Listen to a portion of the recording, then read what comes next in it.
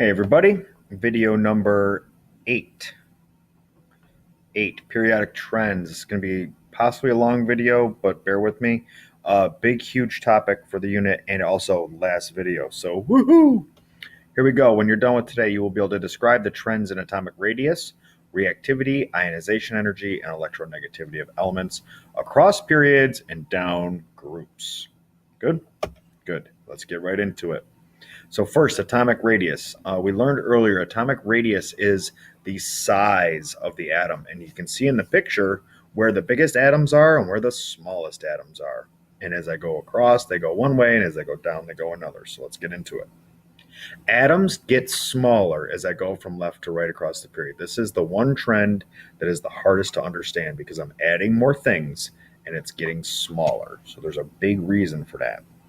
This is because the effective nuclear charge is increasing across the period, making a stronger pull in on those electrons. So in the nucleus, I'm adding more and more positive magnets, right? Strength-wise, it was like this, and it got bigger. It's stronger. And I'm not adding any energy levels. I'm adding electrons to that valence electrons, but I'm not adding any layers. So same layers, stronger nucleus, so the nucleus pulls in more. That's the reason as I go across the period, I actually get smaller, okay? Atoms get larger as I go down the group. This is because that effective nuclear charge is decreasing as I go down the group. I'm actually adding energy levels. So even though I'm adding more protons as I go down from lithium to francium, a lot more protons than francium, but francium has all these extra energy levels that lithium doesn't have that make it so the outside electron and that nucleus don't feel each other. That's called electron shielding. Okay. The valence shell is shielded from the nucleus's positive charge, and it just creeps out a little bit farther and a little bit farther. Plus, I'm literally just adding layers. Those layers, like on an onion, the more layers, the wider it is. Okay. Let me just make out this one, or make this. That's a pause. Let me make this one thing very clear. If you forget a trend, the actual trend, it goes up or it goes down, right? Across or down the period or across the period or down the row. If you forget the actual trend, pick two atoms and look them up on table S, please. I'm going to show you how to do that here in a minute. Okay. Trend 2 in electronegativity. Electronegativity is how bad do I want another electron? Okay. And the picture shows you perfect the trend. So electronegativity values go up when I go from left to right across the periodic table. Why is that? Because my effective nuclear charge is going up. A rogue lone electron can feel the nucleus of my atom better if I have less layers and I have more protons. So that's effective nuclear charge. The positive charge does a better job pulling, is what that means. Electronegativity values decrease as I go from top to bottom. And this is because my effective nuclear charge is going down. I have more layers. The more layers I have, the harder it is for the positive pull and this way out here electron to feel each other because there's all this interference in between. So there's more shielding. More shielding means effective nuclear charge goes down. Okay, good. So this does help us figure out some things about reactivity. So electronegativity values relate. If I am mad thirsty, I'm going to react. If I'm not mad thirsty, I'm not going to react. It's pretty much how it goes, at least for nonmetals.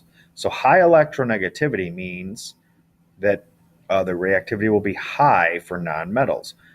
Electronegativity means how bad do I want an electron? It's measured as the atom's ability to attract another electron. I decode that into how thirsty it is.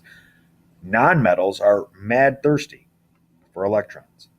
Unfortunately, metals are not. So a low electronegativity value will mean high reactivity for metals. They don't want that electron. They want to get rid of it. So because they lose, they will be highly reactive if they have a low electronegativity.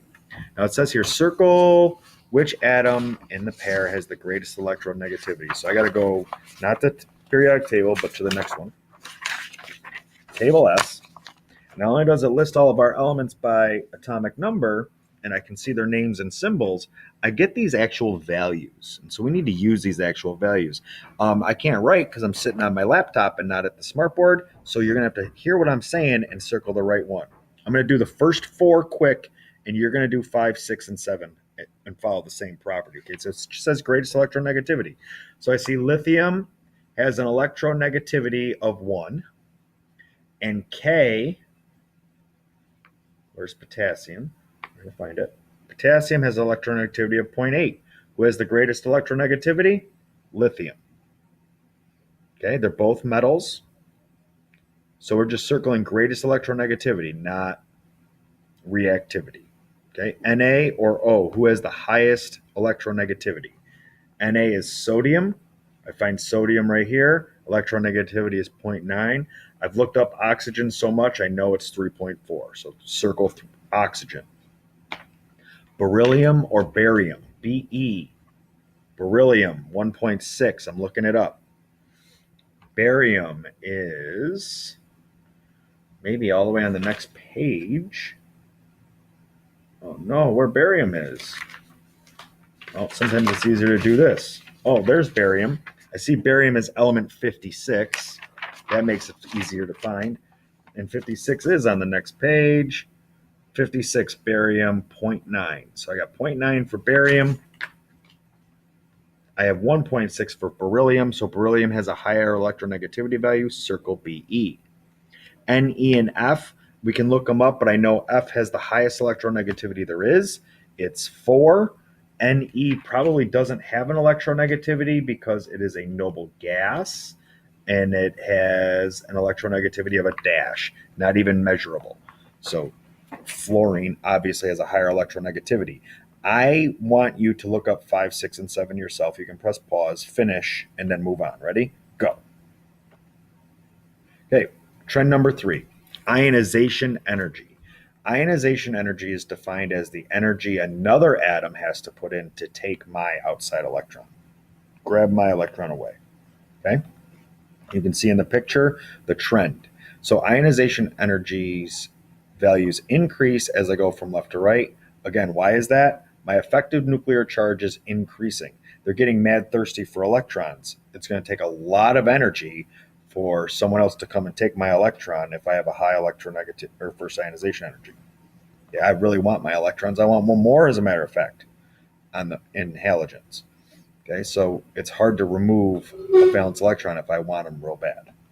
Okay, as I go down, the ionization energy decreases. The reason for that is it's getting wider. The atom, we talked about the radius. It's getting bigger from the energy levels being added. So that little nucleus in the middle, electrons way out here, they don't feel each other real good. So somebody else can come in and scoop up that electron a little bit easier because they're not close and sticking together like magnets. The farther away they get, the lower the ionization energy gets. The effective nuclear charge is going down. Okay, asked us to do the same thing now, except for largest ionization energy we're looking for, which is just a different column. Electronegativity was here.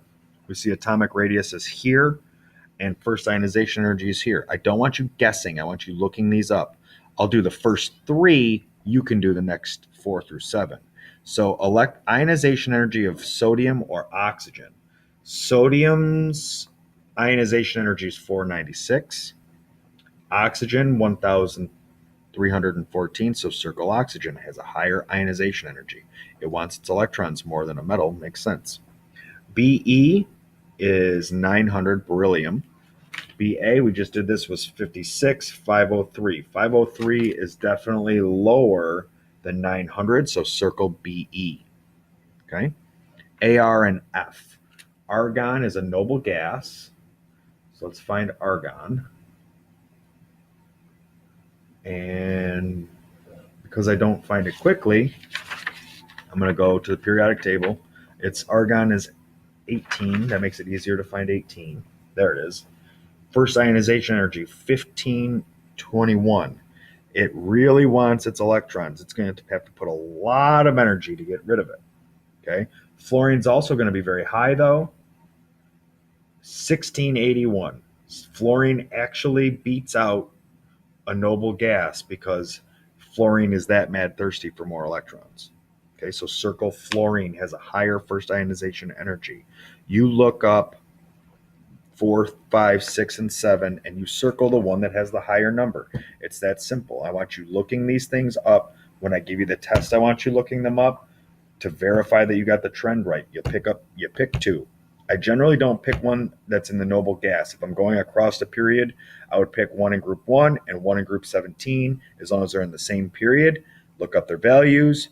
Boom, you now know if the trend is going up or down. The real learning is telling me why.